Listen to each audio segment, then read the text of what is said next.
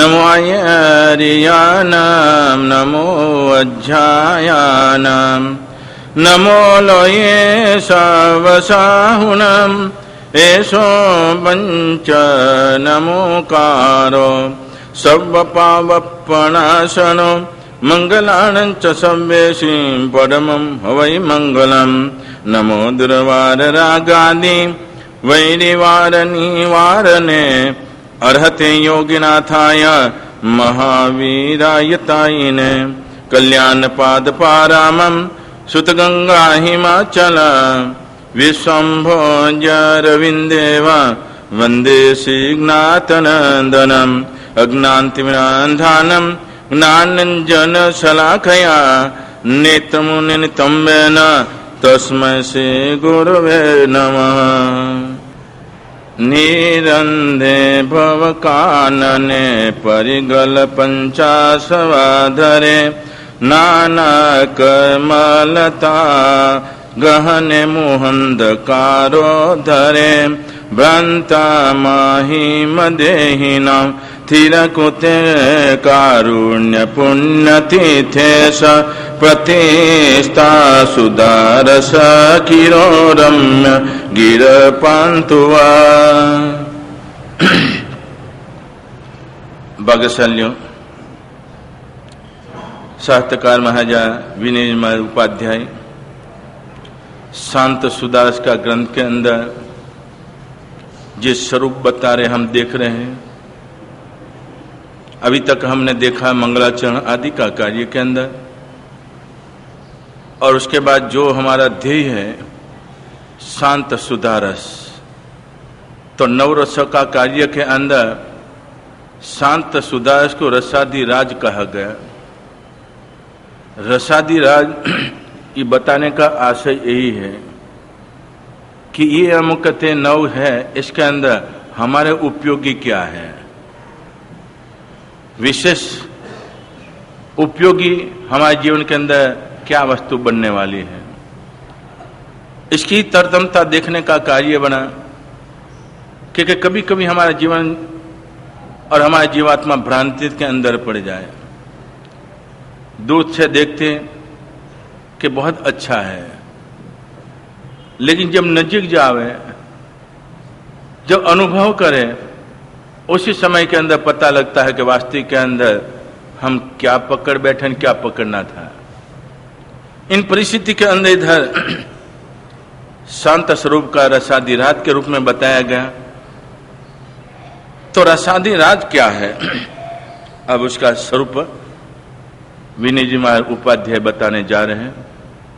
शांत स्वरूप का, जो शांत स्वरूप के अंदर आने वाला जीवात्मा, शांत स्वरूप का ध्यान धरने वाला जीवात्मा क्या प्राप्त कर सकता है, कि परम पद यानी मोक्ष तक पहुंचने की ताकत इस तत्व शांत सुधारस के अंदर बताया जाता है। लेकिन उपाध्याय भगवान विचारों का कार्य के अंदर परमात्मा की वाणी के द्वारा अपने मन घड़ित कार्य नहीं है, लेकिन जो कुछ बताया जाएगा परमात्मा की वाणी के आधार ऊपर ही बताया जाएगा। तो परमात्मा की वाणी का आधार ऊपर बताते हैं इस जीव का स्वरूप क्या है। ये जीवात्मा ये अवनी ऊपर 14 लोक के अंदर उसका स्वरूप कैसा बना हुआ है, क्योंकि कभी कभी हमारे जीवन के अंदर पुरुषार्थ के अंदर खामी आ जाती है, स्थिति का स्वरूप नहीं जानते, तभी हमारा आत्मा की परिस्थिति हम यदि जान लेवे तो वास्तविक के अंदर हमारा जो पुरुषार्थ होगा, हम पुरुषार्थ करेगा, वो पुरुषार्थ कैसा बनेगा, यथार्थ बनेगा। नहीं तो कहते गतानुगत प्रवृत्ति के अंदर हमारी दिनचर्या चलती। तो ही स्वरूप बताने का कार्य के अंदर व्यवहार राशि के अंदर आने वाला जीवात्मा, अनादि निगोड़ के अंदर पड़ा जीवात्मा, जब भविष्यवक्ता योग बनता है तभी नंबर लगता। निगोद के अंदर कुछ संख्या नहीं, એટલે जीवात्मा है। कि जो संख्या गिनने जावे तो उसके लिए कोई शब्द भी नहीं है। कहती 14 राजलोक के अंदर असंख्य गोला है जिसकी गिनती नहीं, और एक एक गोला के अंदर असंख्य जीवात्मा है जिसकी गिनती नहीं। तो इन परिस्थिति के अंदर हमारे जीवात्मा का जो नंबर लगा अव्यवहार राशि में व्यवहार राशि के अंदर आने के लिए, व्यवहार राशि के अंदर जीवात्मा आया, और इसके अंदर भी पहले भी अपने देखा है, प्रसंग आया ने देखना पड़ता। 4 प्रकार के जीवात्मा होते हैं। एक जीवात्मा जाति भवी होता है, कोई काल के अंदर, कोई समय के अंदर निगोद से बाहर निकल ही नहीं पाता, उसका भवितव्यता योग ही ऐसा होता है, लेकिन जाति से भवी कहलाता है। जाति से भवी का कार्य के अंदर बताया जाता है, यदि ये जीवात्मा बाहर निकल जाए तो मोक्ष तक पहुंचने का पुरुषार्थ जीवात्मा कर लेवे, लेकिन उसका नंबर नहीं लगा, और भवी, अभवी और दुर्लभ बोधि, ये तीनों का नंबर लगने का कार्य होता है। तो पहले भी अपने चालू प्रवचनों के अंदर देख गए, उसमें से निकलने वाला जीवात्मा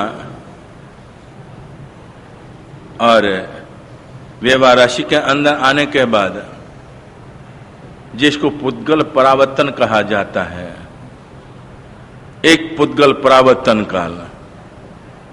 तो पुद्गल परावर्तन काल कहा जाता है तो कि 14 राजलोक के अंदर जो पुद्गलों का ग्रहण करने का कार्य है, इसके अंदर हमारा जीवात्मा भ्रमण करता। और पुद्गल ग्रहण करने का मतलब इसका कोई ये नहीं है कि जाके स्पर्श करने का। पुद्गल परावर्तन का काल का कार्य के अंदर समझो के मानव लोक के अंदर रहा जीवात्मा, और ऋषभदेव परमात्मा का शासन काल जो चलता होवे, कितना आयुष होवे जीवात्मा का है? 84 लाख पूर्व का आयुष होवे। आज के दिनों के अंदर महादेव क्षेत्र के अंदर जीवात्मा चला जाए तो इतना, लेकिन 30 एकड़ भूमि के अंदर अपना जीवात्मा चला जाए तो है, 30 एकड़ में भूमि के अंदर यदि हमारा जीवात्मा चला जाए पुद्गल परावर्तन काल का कार्य के अंदर, तो 84 लाख पूर्व ऊपर का आयुष। हाँ, और समझ लो कि देव गति के अंदर हमारा जीवात्मा चला गया, वहां भी पुद्गल परावर्तन करना ही पड़ेगा।